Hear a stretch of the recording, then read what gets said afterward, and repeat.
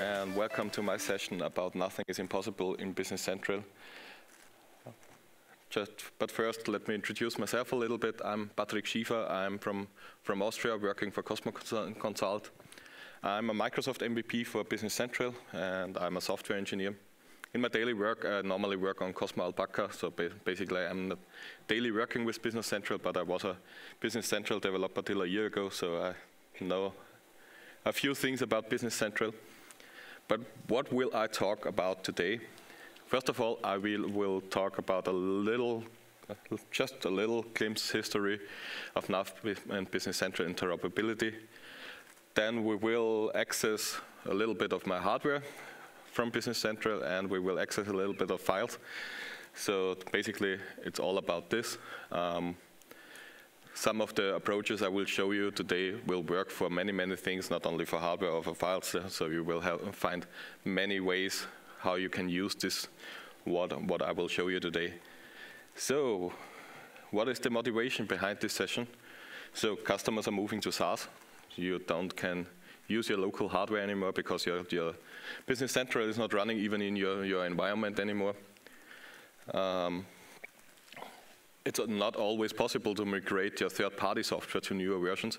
So I guess many of you will have customers which have third-party software which is relying on files, or which is just relying on on-premise systems, or you also may have some hardware in your system which might not be migrated to anything supporting an API or something like that. So you may have to access this directly via some DLL or something like that. And of course, some customers need access to these machines. So you might have machines like a scale or production machines, or even printers are sometimes a problem. I know there are already some solutions from Business Central itself for printing, but sometimes they are not enough. And yeah, of course, there's many software and many partners which are relying on files still, because they have 30 years old software running on their system, and they are not able to migrate it to something new, or not fast enough to migrate it to something new. So therefore, we still need access to files. But basically, from Business Central perspective, or from a SaaS perspective, we are not able to do it. So, of course, before I forget it, the Universal Code Initiative, which is forcing us even on-prem to use cloud technology in Business Central, which in my opinion is a good idea because everything is then cloud ready. But for some of you, it might be a problem migrating your software. So before we start, I have a little survey for you. Who of you has still customers using files of Data Exchange? Just raise your hand. Okay, almost everyone. Who of you are still doing some CAL? I see less hands, but also very much hands. Do you have still some projects which are not cloud ready yet? Okay, also almost everyone. So let's start with a little bit of a history in NAV and Business Central. Before NAV 29, we had the thing which was called automation and OCX, which is basically a Windows technology to access your DLLs and anything you have on your system. And we could do almost everything. I saw people programming games in NAV. I don't know why they did it, but they did it. It was possible. And afterwards, NAV 29 R2 released with the RTC. And with the RTC, we also get .NET support, so we could also use .NET instead of automation. .NET has even got greater abilities than automation, so the abilities we had were even enhanced. And we also got .NET client add-ins, which we also could use to enrich our client. Then NAV 2015 was introduced. They removed server-side automation. Oh, they not really removed it, they just switched over to 64-bit, and most of the automations are not supporting 64-bit. So you basically could not use it because there was not a compatibility. Then NAV 2018 came, and we got the first version of AAL. It was a little bit of a strange version of AEL. I don't know if anyone is using it anymore, but if you're using it, you may know that you cannot use the AEL extension from Visual Studio Code because you have to use it, the native version, which is delivered with NAV 2018. But something's changed with AEL. It doesn't have any automation support anymore.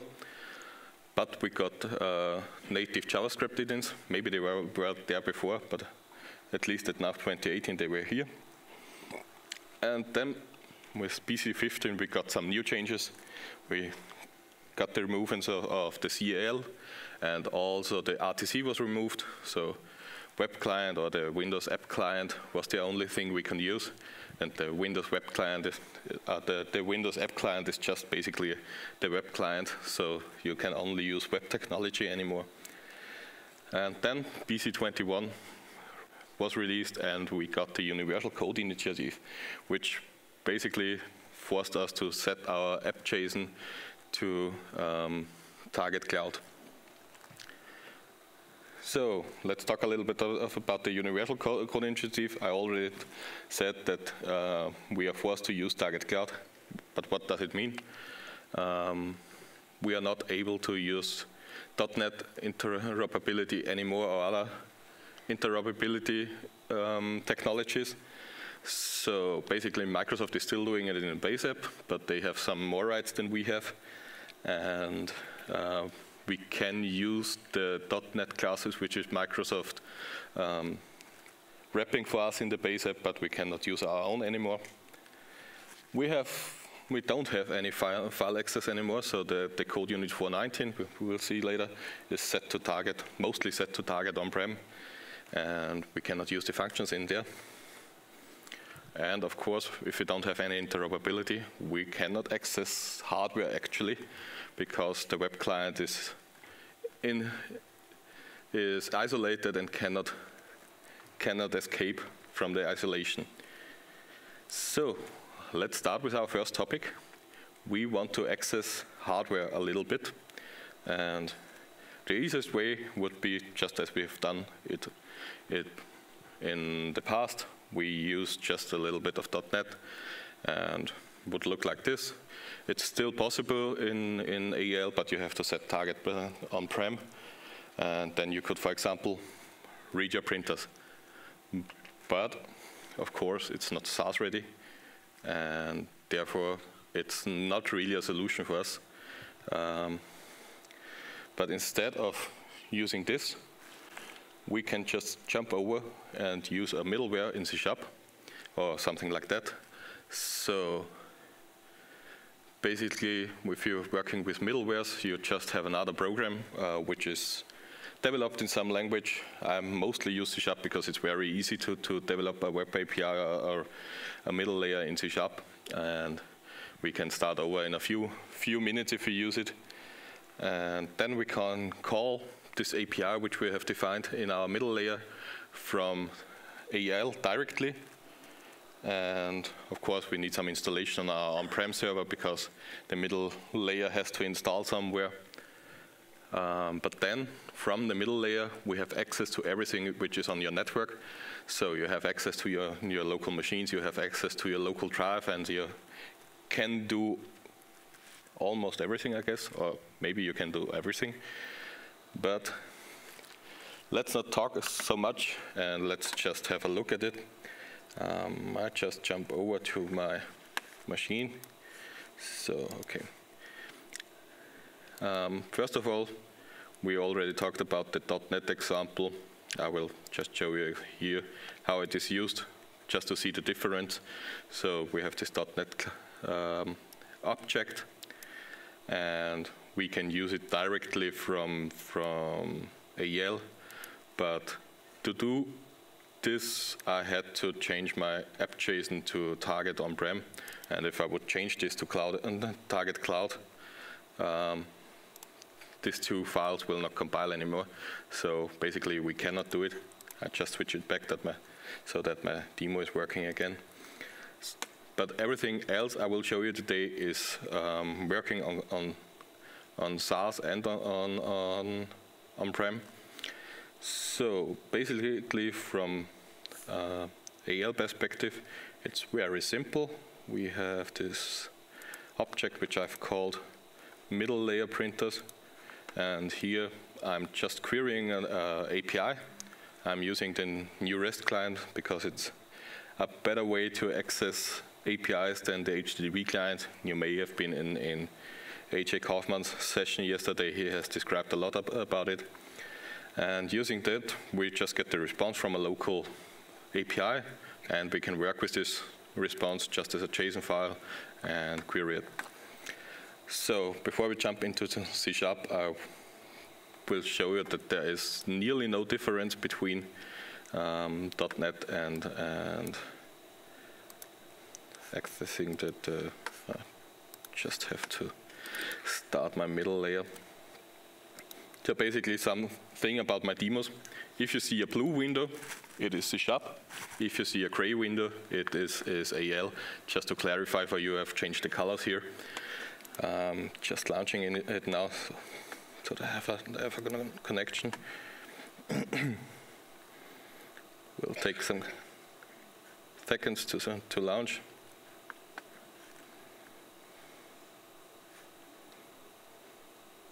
Okay, now the API is launched. It will be ready in a few seconds. Okay.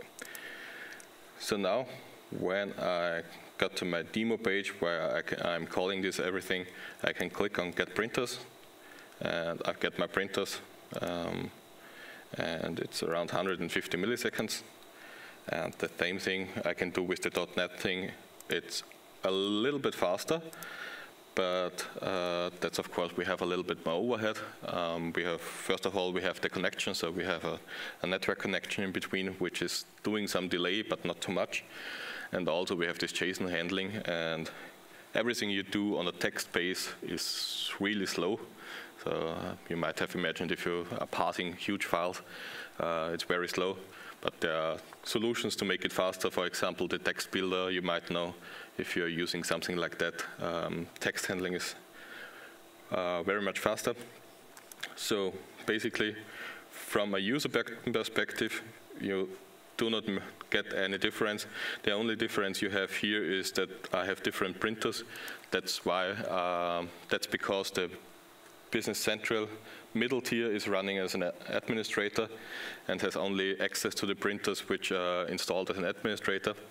And the middle layer, which I've launched now, is running in my user context because I've started it. And in my user context, I have some more printers.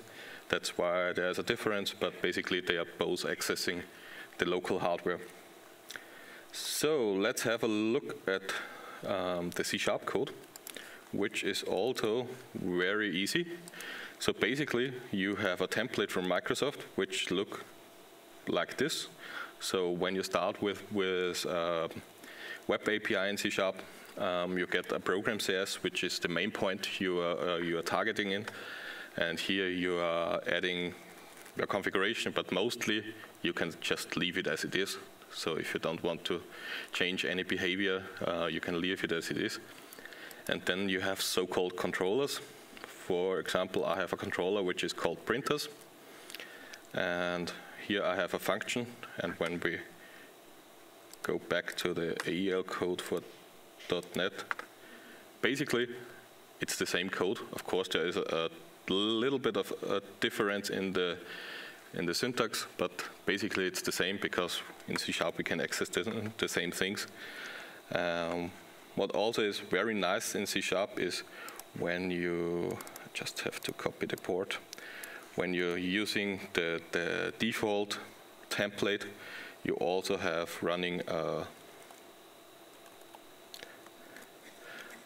Swagger UI where your APIs is already documented, so this is automatically generated from C#, and here you also can try out your APIs. So basically it comes with everything you need to start an API. Also you have, of course, the Swagger JSON for the open API definition, which can be used to generate code somewhere. At the moment, not for AL, but maybe in the future there will be a converter for AL so that you get AL code out of this open API. So using this, you can solve almost everything. At least this middle layer is mostly running on the servers. Yeah, for on-prem, you can easily access it via localhost. You don't need any authentication because you are in your network. You may add authentication if you want. There are many examples on the internet how you add authentication to such a middle layer. And yeah, because you're on-prem, you don't need it anyway. No one can access it via the internet. You only can access it via a local network. But for SaaS, it's a little bit different. It will work also for SaaS, but at least you would have to publish a port to the internet, and you will have to add some security. So you need an authentication, because otherwise, when we talk about my printer example, everyone can print on your local printers, and I think you don't want to do it. And although you might think about security vulnerabilities in the internet, so if you're not sure how to secure everything, then maybe that's not the right solution. And that's why I not recommend this solution for SaaS. There are better solutions. So basically, we now had this PC server is calling the middleware API, and the middleware layer is calling the local hardware. So one solution which is also working for SaaS is, instead of the PC server, we're using our web client. As I said at the beginning, our web client is capable to execute client JavaScript code. So basically, you can use JavaScript to call your API. And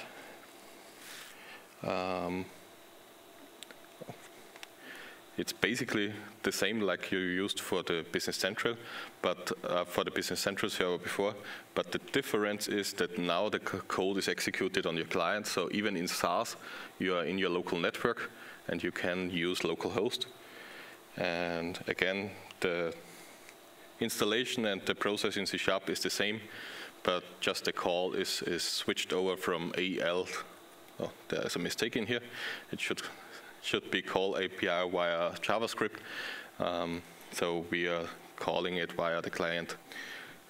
So let's also have a look at this.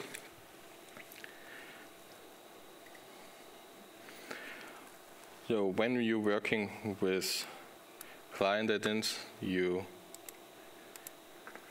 may have a new object type which is called control add-in, and here you can define some JavaScript script you want to use, and you can expose a function for AEL. So if you have a function in your website, in your client add-in, which is called call web service, AEL will be possible to call it. So basically, we have a look at our JavaScript code. It's very simple. I didn't add any error handling here, because of course, if you want to use it in production, you may add some error handling here. So, for example, if the web client, if the API is not responding, you may react here in the JavaScript, or you're just passing the error back to Business Central, and you react in Business Central. So when I want to call this, I basically just include the user control to the page where I want to use it, and afterwards I give it a name here. Afterwards I can access it via current page .name.function I want to call. Of course, you will have to have a page, so this will not work from a code unit or something like that. But if you want to access some local hardware, which there are some use cases for it. My use case is, for example, a cash drawer. If you have a point of sales and you have a cash drawer where your cash is inside, you may want to open this cash drawer from the point of sale, and therefore you just can write an API again. I have done it in the same API as before. And of course, I don't have a cash drawer here. That's why I don't have any code to access it directly, but I just have a message here that we will see in a few seconds. So,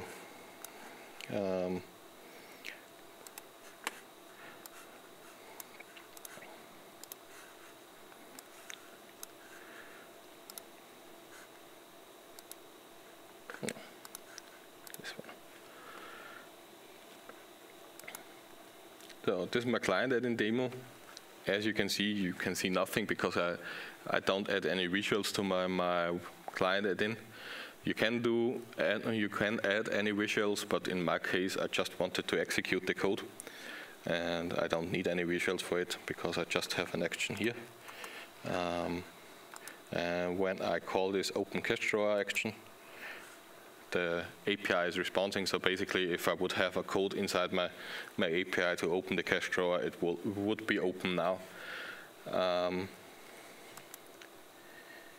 Yeah, but this is a local host, so of course it will work a local host, but it will also work when we jump over to my cloud environment. It will also work from here. So I'm now in a cloud environment. I can also access it from my cloud environment, my local machine, and everything works fine.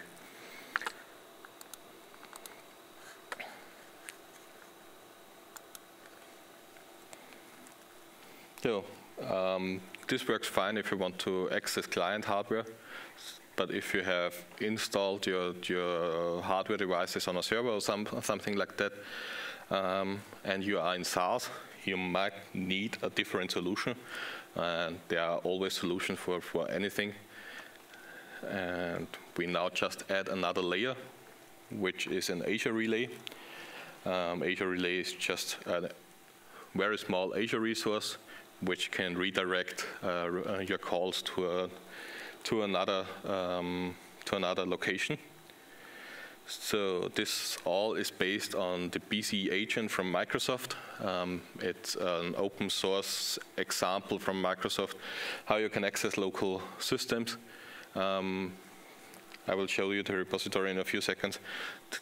But one thing about this repository, it's a sample repository, and it is as it is.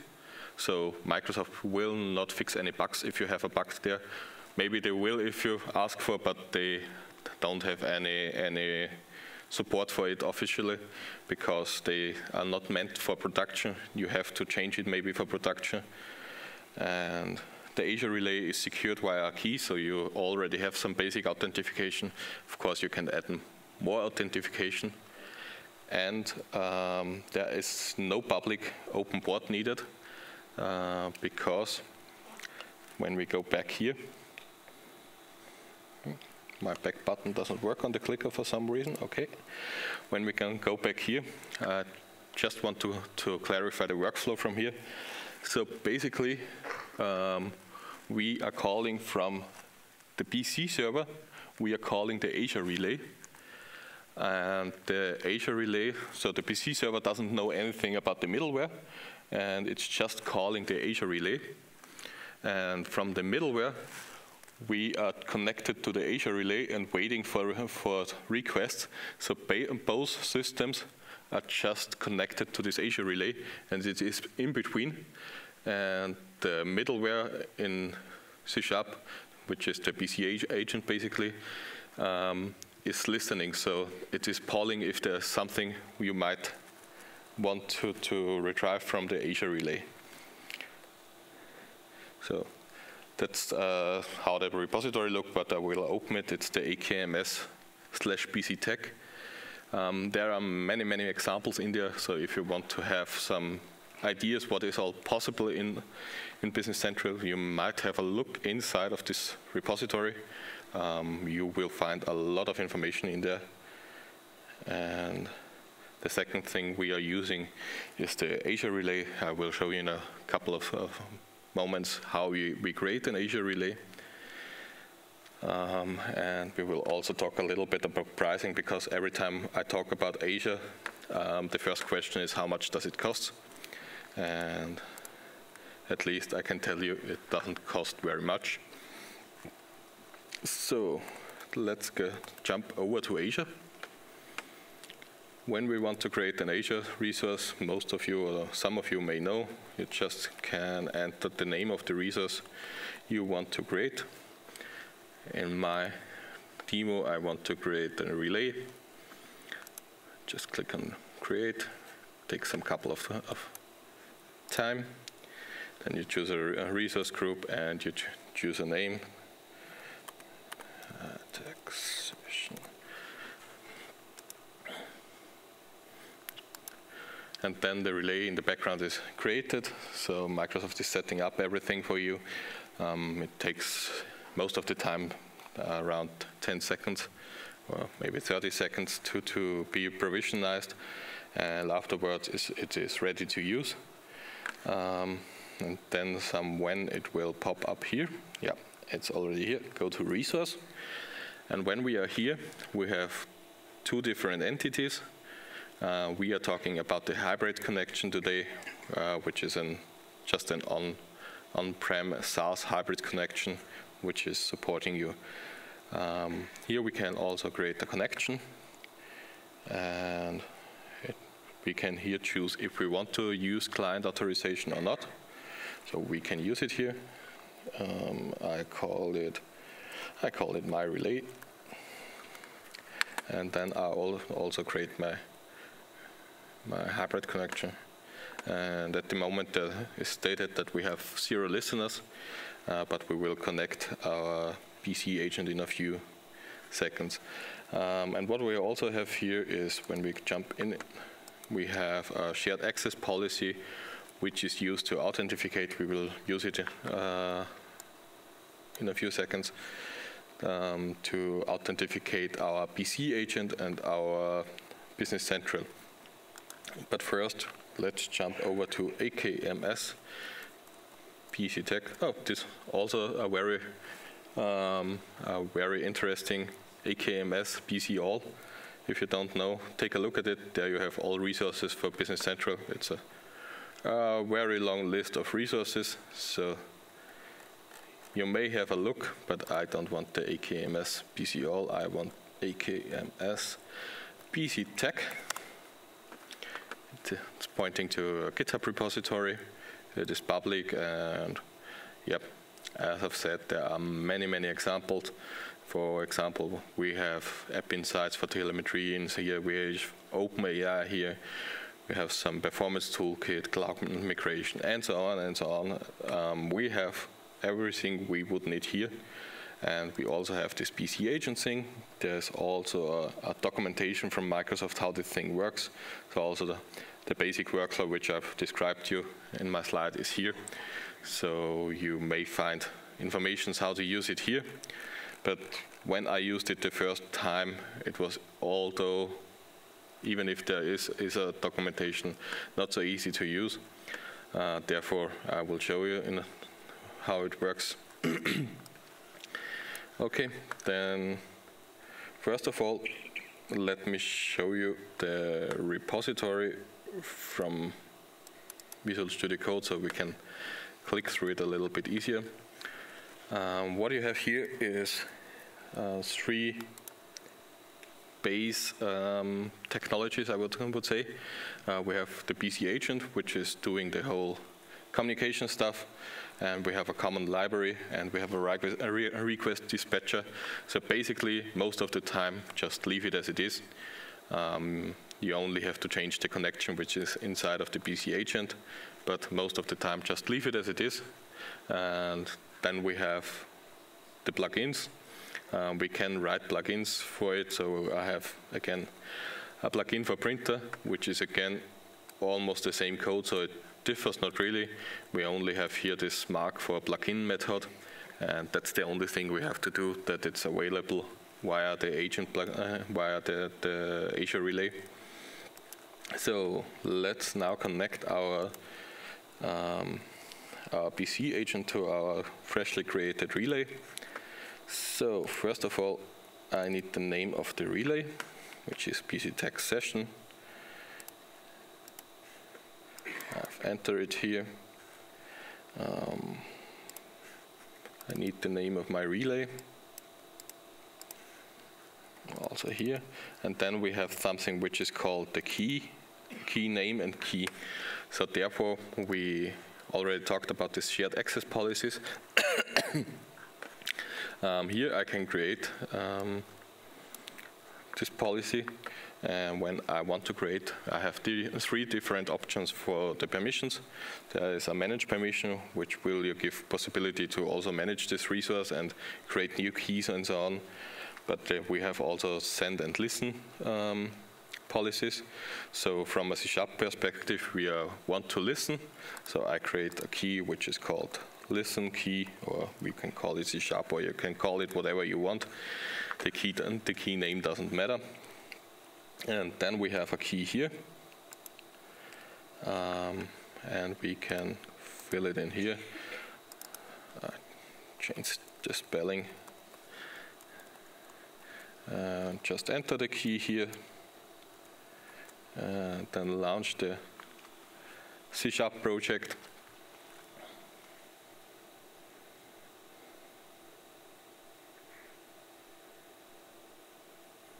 And we see there is a connection to, I don't know what SB is standing for, but we have the connection to our, maybe it stands for service bus, to our service bus, which is the technology behind the relay. So the connection is done, and the different plugins I have created are already here. So, of course, AEL and Business Central still does not know anything about this relay. Therefore, we jump back to our AEL code. And before we jump in my implementation, I just show you a library. So in this BC text samples, which I showed you before, there's also a AEL library for accessing this service bus relay. So you don't have to take care about the connection, which is doing this library for you. And again, there's no support of Microsoft, so if you have a bug, you may have to fix it yourself. But inside here, we have a service bus relay setup page. We have here this service bus relay setup page, which we can call from Business Central then, and we have one code unit which we are using later, which is connecting to the service bus. So we have here basically an initialize function which is doing the authentication, and afterwards we have a get function which is getting the information from our local API. So I already published this app in my Business Central, therefore I can just jump over. When we now go to settings and to advanced settings, then we have the service connections, and the app registered inside of the service connections. So here we have an Azure Service Bus relay setup, and here we can connect our Business Central. We take the same things here. We have our relay name, and we have our hybrid connection. Then we have again a shared access policy we need to create, and a shared access key. So I'm now creating a second key. I'm not a huge fan of having one key for send and listen, because if a key gets compromised, you only have one side compromised and not both sides, and you only have to change one side. So therefore, I mostly create more than one key. So I call it now BC, so that I have the same as in my example, and I allow it to send.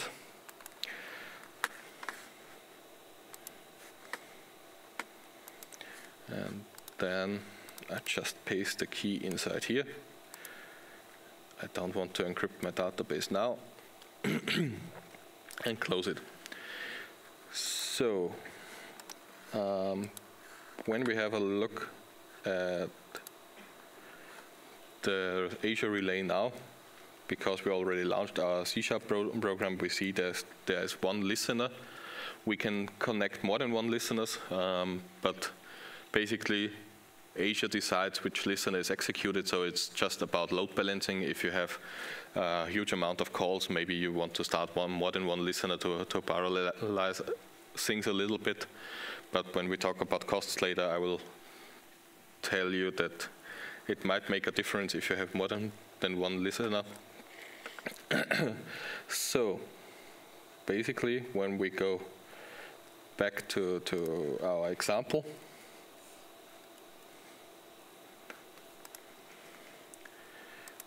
we now have the BC agent implementation also, and first time takes a little bit because it needs to start up. So if I could execute it a few times, it will warm up, and then it will get faster. And just a little comparison, we have here 150 milliseconds for the BC agent, and we have almost the same time, so it depends between 100 milliseconds and 200 milliseconds in both scenarios. So even when we now have an additional step, so we go to Azure and from Azure to the local machine, the performance is not really differing. That's a question I get really often, how slow it is, but you may not recognize any difference if you're using the BC agents, the middle layer from performance. So at least if you have a proper internet connection. Of course, if you have a bad internet connection from your Business Central server, then you might get a difference here. Okay, so let's have a look at the AL code for the BC agent. It's quite simple.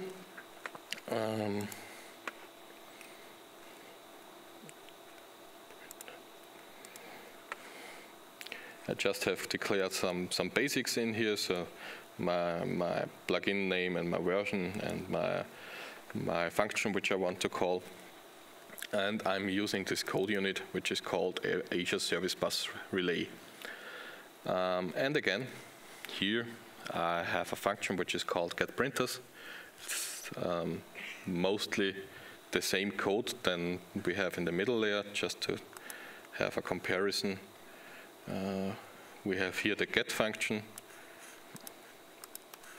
and we also have here the get function. The only difference is we're using a different technology to get the things, but basically we have the same things. Yeah, this is a try function, so you can also do something like if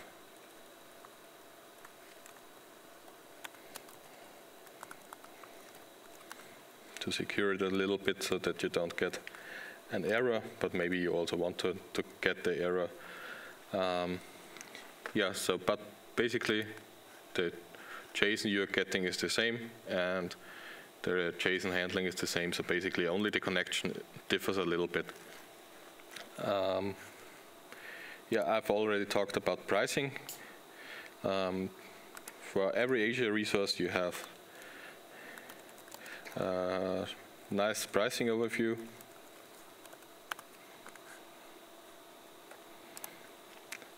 I should add this page to my favorites so then I don't have to look it up every time. So basically a listener is costing €9 a month. So when you have more than one listener, you may also pay more than €9 a month. And you also have a 5 GB limit on the listener, so if you're sending data to the listener, you may exceed the 5 GB. Afterwards, the gigabytes are billed separately with 90 cents per gigabyte. But to cope with it, you can also use, for example, an Azure File Share or Azure Blobs to send the data through, and then just tell the listener where they can find the data. It's much cheaper. It's a little bit more complicated, more complex, but it's much cheaper if you have much data. Then you might use this. Yeah. Just jump back here. So let's compare these solutions a little bit. Basically, we have the first solution, which is .NET. It's not SaaS ready. but every other solution I showed you is SaaS ready. I would call the middle layer a little bit limited SaaS ready because you have this public port exposure, but basically it is SaaS ready. There are differences where the code is executed. I've not mentioned it for the .NET because the .NET is not really an option. But the middle layer and the Azure Relay are executed on the server, or at least the Azure Relay can be executed on every computer in your environment. And the JavaScript, on the JavaScript side, you are on your client machine, so you can do everything on your client machine. There are also some differences about the costs. You have additional costs for the Azure Relay, but for the other solutions, you don't have any additional costs. So basically, if you care a lot of costs, then you might not use the Azure Relay, but at least when you think about a Business Central project, what are €9 a month? Business Central user is costing, I don't know the exact amount, but it's up around €150, I guess, a month. And compared to that, €9 a month is nothing. I guess you can do it in almost every project without even have to discuss a lot with your customers, because they will not even recognize that there is a change. And then I have some opinion on these solutions. This is nothing which is said, but in my opinion, I would never do the .NET, because you may not upgrade it to SaaS, and you may get problems with the Universal Code Initiative, because Universal Code Initiative is also a problem of a license. You have to use an additional license to use the Universal Code Initiative. Then for the middle layer, via C#, I would prefer this for on-prem solutions. So if you're on-prem, then I would go for this solution, in my opinion, because it's the easiest way, and you don't have additional costs, and you can do the same things like you can do with the BC agent. And if you want to access any hardware on your client computer, so like I've said, point of sale, then go for the JavaScript version. And in every other case, or in SaaS environments, use the Azure Relay. Of course, there are many, many other solutions to do this. This is just my solutions, which I've used already. I guess when you search in the internet, you will find other solutions. There are maybe also ready-to-use middle layers somewhere. But as I am a C# developer, I am doing it in C#. And just one thing I want to show you, how easy it is to set up an API in C#. So I open up a new Visual Studio Code. When you go to the terminal, you just enter .NET new web API, and you give it a name, and you say use controllers.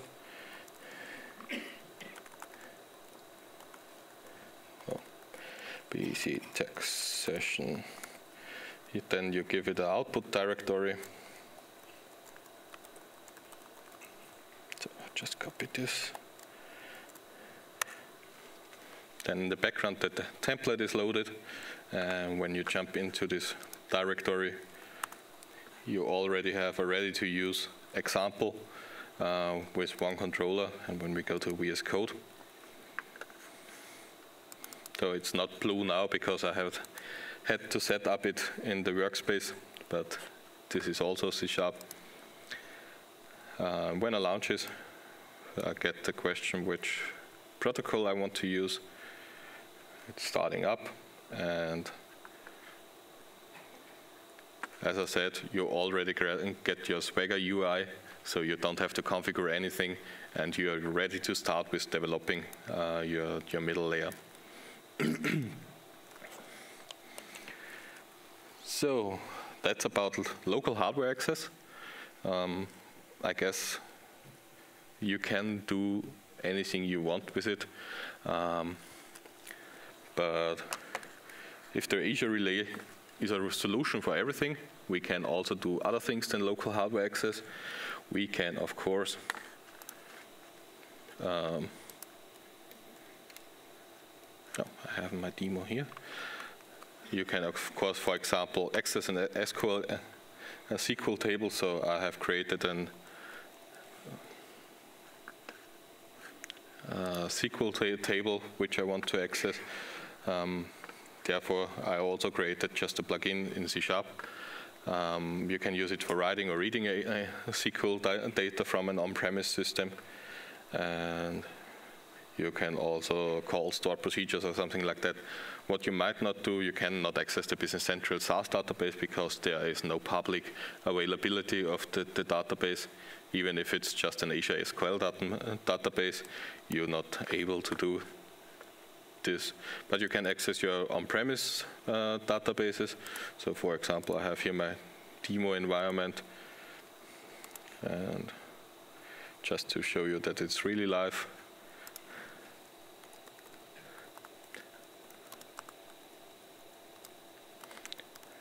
I just enter a few more records. When you jump back, it will work again, and you're really live on your SQL database. Not showing you the code for it now. Have a GitHub repository for it, so if you're interested in the code, you can have a look at the GitHub repository after the session. I will give you the link. And what we can also do using the BC agent, we can also read a file via the BC agent. I just have to make sure that the file is there. So where's my BC agent? Yeah. Of course, you can pass a file name, but for my example, I just hard-coded that there is a file which is called tmod file, and of course, you can use this BC agent to read a file. It works, and you can access your local system. So maybe we are done for today, but if it would be that easy, I wouldn't have mentioned it on my agenda at the beginning. Or maybe, let's say, there are easier ways than using the BC agent for accessing file. So for accessing files, the BC agent is a little bit of too much. And let's jump over to the file-based interfaces. So when we had CAL, or we don't have the Universal Code Initiative, we had an on-premise server which has directly access to the files. AEL still was possible to access these files. The Code Unit 419 still exists. You can look up it in the base app. Then we had some job queues maybe, which were querying some files on our local machine. But as I already said, most of the functions inside of the Code Unit 419 are for scope on-prem, and therefore we cannot use it anymore. And it wouldn't also make any sense on SaaS, because then you would write files on your SaaS server, which you don't have access with other systems. So you can could maybe write files there, but you then could not access it via other systems. So therefore, there are some built-in possibilities in Business Central. The first built-in possibility is already there since I don't know when. It was already there in CAL. Maybe it was already there in the first version of Navision. I don't know. I haven't checked it. But you can use blobs inside of Business Central databases, and you can use BC code to write files. But in my opinion, don't do it. It will blow up your database. Your database will get huge if you save files directly in the database. Therefore, it's called database and not file system. And even in SaaS, you will get a problem with your storage, because in SaaS, the storage is limited. So this might not be a solution for you. But there are other built-in solutions in Business Central. We have OneDrive, we have SharePoint. We can use the Azure Blob storages, and we can use the Azure File Share. So basically, we will talk mostly about the Azure File Share, because it's, in my opinion, the easiest way. especially when you work with local legacy software which want to access these files, then this is the easiest way. So basically you have the PC server, you have an Azure File Service API, and you have the Azure File Share. So basically when you look up the API is very good documented.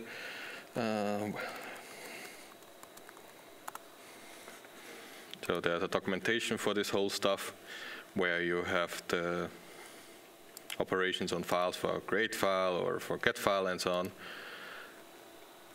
But fortunately, we have also something which is called another AKMS link, AKMS BC apps, which is basically the base app of the system app of Business Central, and some other apps are also here. And when we have a look at the system application of Business Central, we will find a lot of libraries. So there are libraries for a lot of things, and there are always new libraries in there. Sometimes they even not mentioned in release notes or something like that, because Microsoft is just using it for their own implementations. So what I do is, after every major release, I have a look at this, or I go to another GitHub repository, which is Stefan Maron. You may have seen it. He has the Business Central code history, where you can just compare different PC versions back to, I don't know, and there you can do comparisons between PC versions, and there you will see if there's something new added. Yeah, 2 versions ago, Microsoft added the Azure File Service API, so they implemented this whole API for us, and we don't have to implement it ourselves anymore. They also implemented Blob. I guess Blob was one of the first open source contributions before Microsoft even started open source.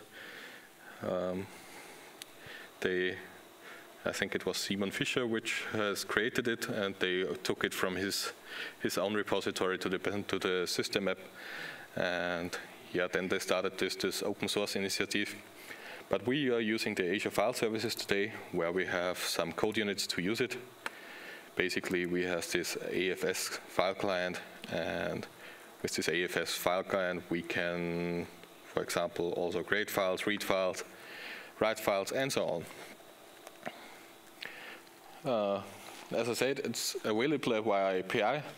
We have this AFS file client, and we could also mount a file share via a network drive. So you use it as a network drive, and you can access it via Windows seamlessly. So an upgrade from a normal local file system to an Azure file share is just seamless, because your legacy software on your local Windows machine will not even recognize that it will work on SaaS when you use an Azure file share. So let's create an Azure file share. We again go back to Azure. There are something called storage accounts. There are different types of storage accounts. So first of all, we have to create the main account. We have some different pricing options, but I just take the cheapest one now. You can look up the pricing again, and you can then just create it.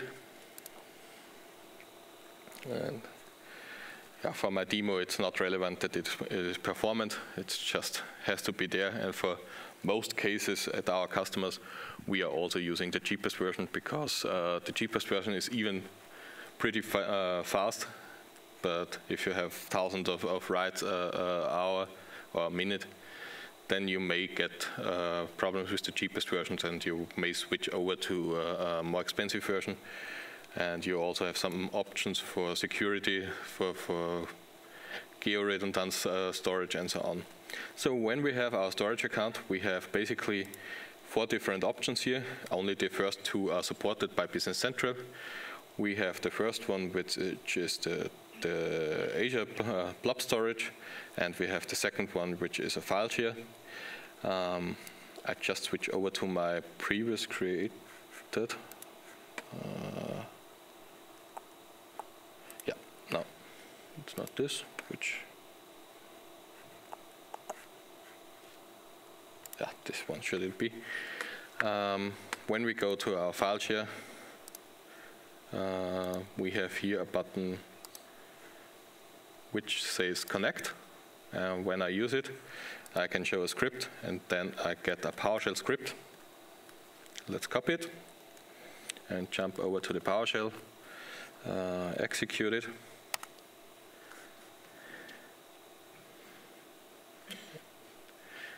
Just making a connection from my computer.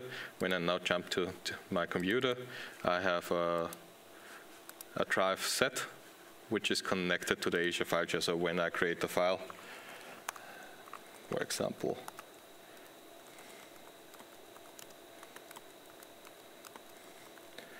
yeah, I'm using this semicolon syntax because I need it later. So when I save a file here, I can just jump over to the Azure browser and see my file also here. So we're really live connected. It's not synchronized. When you write to the file system, it triggers the API in the background, and it's really live. So when we jump over to Business Central, I hope I have connected the same here. When I enter the name, I can also read this file, and I have also a connection to it. So let's have a look at the AL code for it. We have here a file demo. So this is my file demo page. And here I have a read functionality, and it's quite easy. You just need so we start with the file client. It's a code unit. You just need to initialize this code unit. You give a storage account, a share name, and a SAS token. SAS token can be created in the Azure file system, in the Azure portal. And then you can connect. And afterwards, you just can get the files. And you get such a response, which is called AFS response. Using this, you can also check for errors, for example. If I would do something like that, then I can also check if it's working. Sometimes Copilot is even helping you, but at least in AEL, sometimes it does not do the right things. At least in this scenario, it does. So that's basically the code behind this import. We can do the same for writing. So this is second file. I call it import2, and I write this file, and of course it's here. It's not a rocket science, it's just a little basic API from Microsoft, and you can use it. You can also get streams on your file, so you can use it for XML ports or something like that, or for Excel buffer, or for anything else you have done previously in the days. So you can work with these files probably like you've done before. Yeah. This is nice. I like it. You can just access every of your files you're storing on this Azure file share, and it works like it worked before, only you're not using the code unit 419, you are now using this AFS file client, and it's also not so an expensive Azure resource, so you can still be very cheap with this solution. But in my opinion, I'm not a huge fan of querying files. So when you would use this and you want to import some files, maybe you will have a job queue which is querying it, so on testing if there's a file. So in my opinion, this is not a nice solution. Let's turn it around. We now want to react on changes in the file system and directly send the data to Business Central. And we are using a thing which is called a file system watcher from .NET in our C# program again. And the C# program will read the file, will pass the JSON, or will pass this semicolon thing, the CSV file, and we will then send it just to the Business Central API. So instead of using files inside of Business Central, we are using the files outside of Business Central and dealing again with APIs. And let's have a look at this.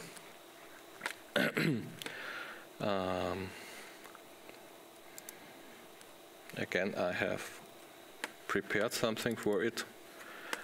Using the file system watcher is also very easy in C#.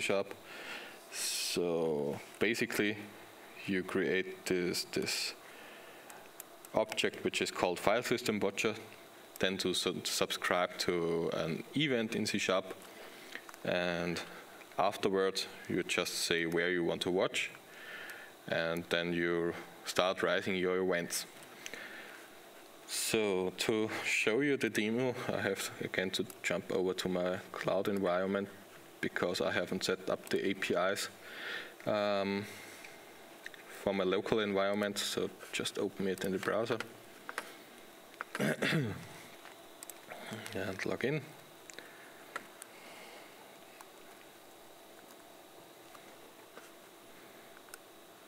Oh. So I have here a small page where I can import data via the API. I just cleared so that we have a clean solution. And we launch our, well, first of all, we have to create our folder where we want to watch it. So I call it watched. And then we launch again our .NET application.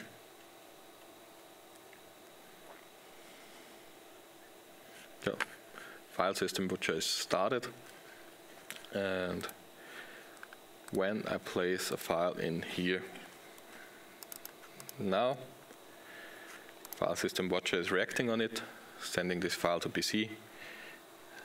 It tries sometimes because there may be a lock on the file, but the file is sent successfully. And when I go back to Business Central, I have the data inside here. So basically now Business Central doesn't know anything about this file, but the data is still landing in Business Central. So you can also use files without even using files in Business Central. And it's from the Business Central perspective very easy. You just have to create, let me have a look where I have it. You just have to create an API page. You're defining your API publisher, your API group, and then you have some fields. And from the Business Central, from the C# perspective, it's also very easy. So it's here. So basically you can ignore most of the code here. We have just an HTTP request message which we are creating, which is going to my cloud container. It's calling the API with the publisher and the group and the version and so on. And I just create a JSON file out of it and send it to it. And basically, we also have the HTTP client here.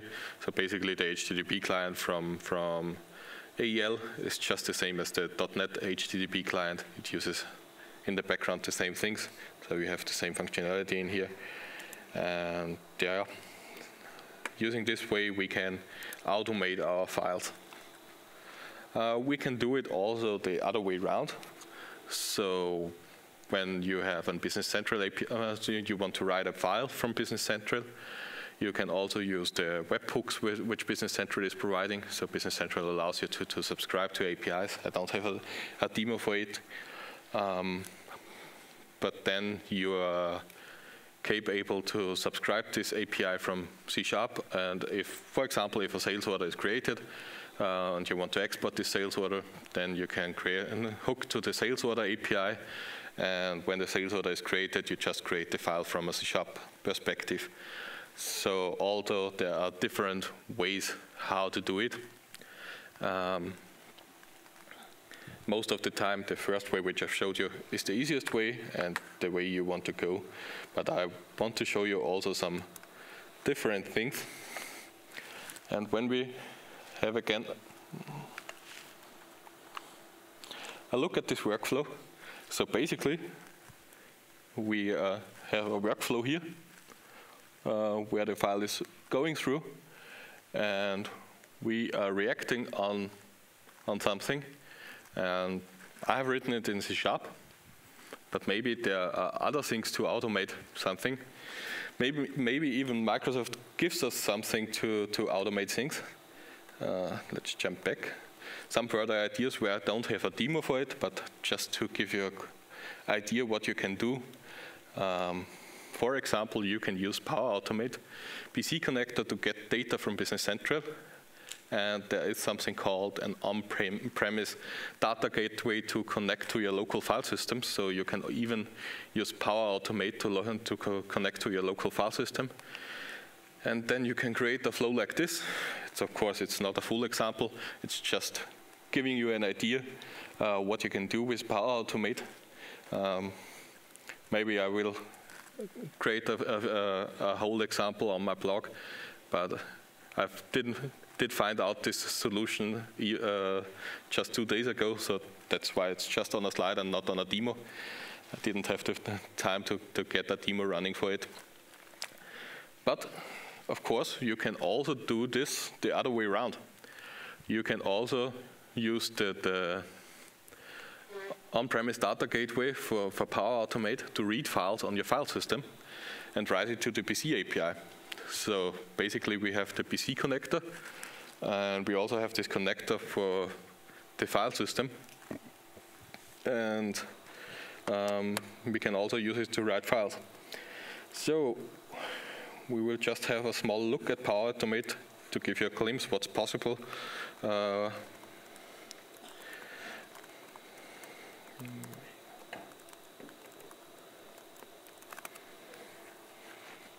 When we go here, okay, it takes some time.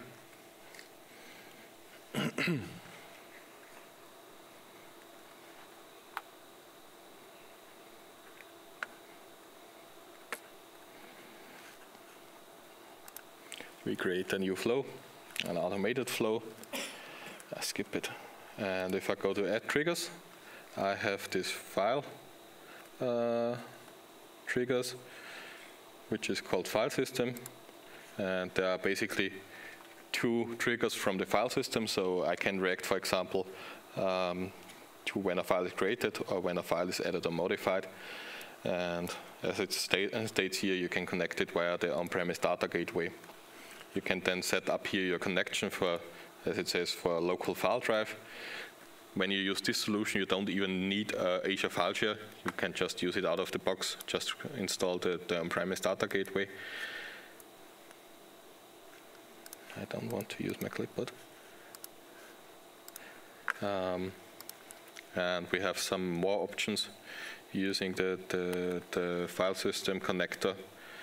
Yeah, we have almost every options you may have with your local file system. So you can copy files, you can create files, you can read files, and so on. And then afterwards, after you've read it, you can use the Business Central connector.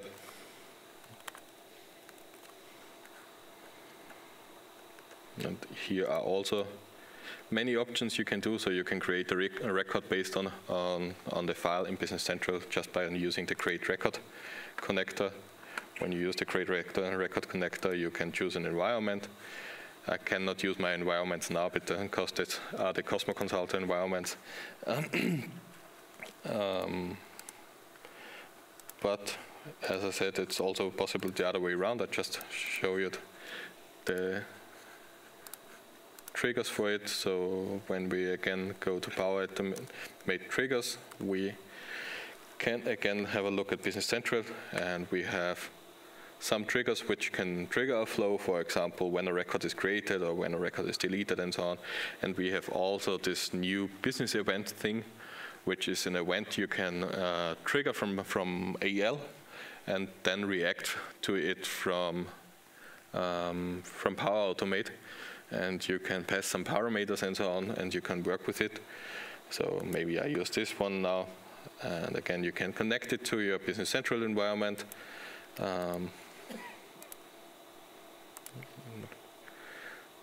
Let's see if they are showing the events also here. So as you can see, there are already some business events inside of the base app, which you can use out of the box. And then again, you can add an action for the file system. As I showed you before, we have this create file and so on. There are also connectors for other file systems. So if you want to switch over to another file system, you can, for example, use the connector for Azure File Share. You can use a Dropbox connector, Dataverse connector, SharePoint, OneDrive, and many, many more. I guess I haven't seen the full list, so you might find the correct connector for you inside of this Power Automate thing. So, before we come to an end, here are some resources which you might want to use. Most of it are AKMS links. So, as I already told you, the AKMS BC-all is a very huge source of Business Central resources. You can find the learning portals, the documentation, examples there, and it's linking to everything. Then we have the two repositories we have seen. Then, of course, my blog. On my blog, I've documented some of the solutions which I showed you today. And the last one is the GitHub repository, where the whole example is in it. And the QR code is pointing to this GitHub repository. So, one last thing. Of course, the answer to life, the universe, and everything is APIs and Azure. So you can do and solve almost everything when you're using the APIs and connect to your APIs. So yeah, we came to an end of our session. So now it's time for you to ask some questions. And I give this cube to you. Please make sure that you speak directly into it. Here. Yeah. It's on the floor. It's on the floor. Yeah. It's here. Oh, it fall out. Maybe one of the audio guys can come down and fix the cube.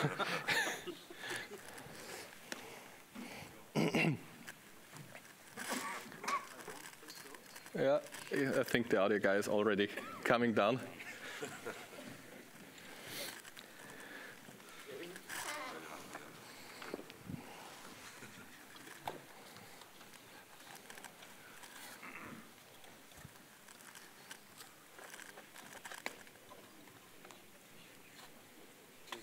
Give me 1 second to put the fader in. Okay.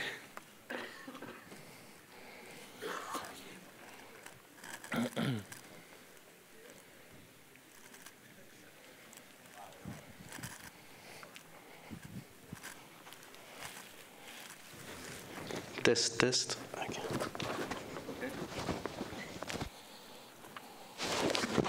Okay, it seems to work now.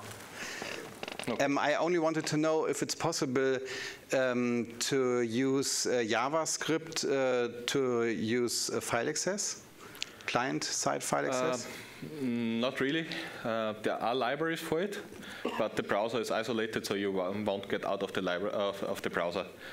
But JavaScript is not only used in the browsers, it's also used, for example, in VS Code. So VS Code is basically written in TypeScript, which is another version of JavaScript. So there are libraries for file access, but you won't use it in the web client because the web client is running in the browser. Okay. Good question. So you can pass the microphone over.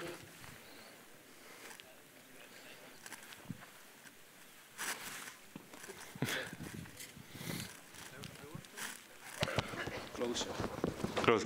Okay. I want to know if we have a customer with 2 warehouses and I had to print labels from the SAS. I had to access to the local printers, but there are 2 local printers, one for a PC in the first warehouse and one in the second warehouse. Which solution is better? Because I think that I had to install 2 middleware. So you are accessing files on, you're accessing systems on your client machine, or laptop or something, or on your... Yes, the client actually is on-prem, but we're trying to move to SaaS. Okay, but do you still have a server on-prem then, or will you have it on the client machine? Because if you have it on the client machine, then the JavaScript solution will be the better way, in my opinion. And if you're running the connection on your server, so it's a central thing which everyone has to access, then you may use your server, and then the PC agent would be the better solution. So a server with 2 printers shared. The server with the Azure Relay and so on would be, if you will go to SaaS, would be the better solution. Okay, any other questions?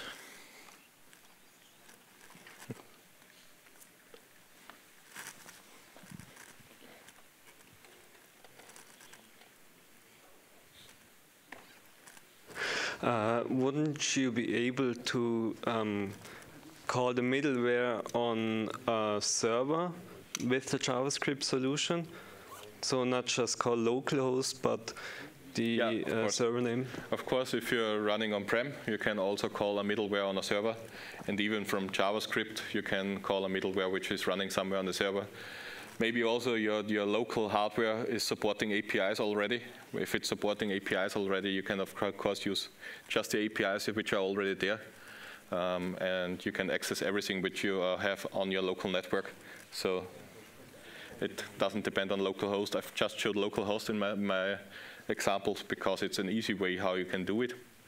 But of course, everything in your network is open for you. So I try to throw it, but maybe you give it back. So one more last question. Maybe we give it over to here. Okay, there's one in the back, but we have time for another question then. All right, so my question is asking around the Azure file share. What's the difference between all the advantages of that against the SharePoint? The advantage of the file share against SharePoint? Yes. Just the advantage which I like the most is that we are just able to connect our Windows machine directly to the file share, and that's not possible for the SharePoint because SharePoint has some syncing mechanisms. Of course, you can use it via the OneDrive, but then you don't have the live view on the files. You have always a syncing. Maybe give it also back. So I guess we have one question in front of here.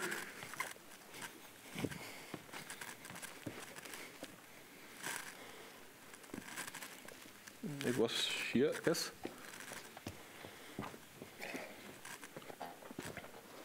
Are there any connectors for SQL Server databases from the cloud? Because as far as I know, you cannot access this on-premises SQL Server system.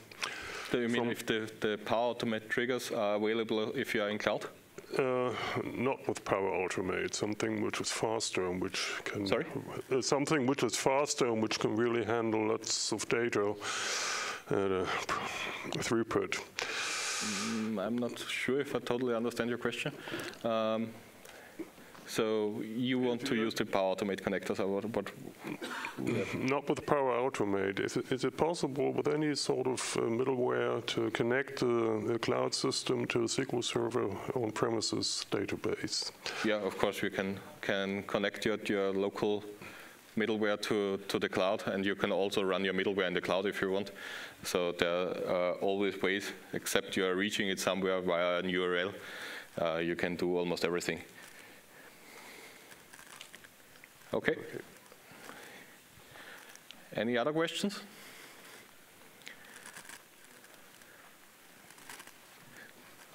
Then if there, do we have it? Okay.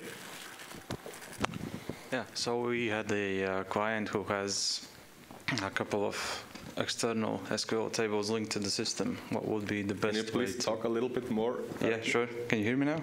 Yeah.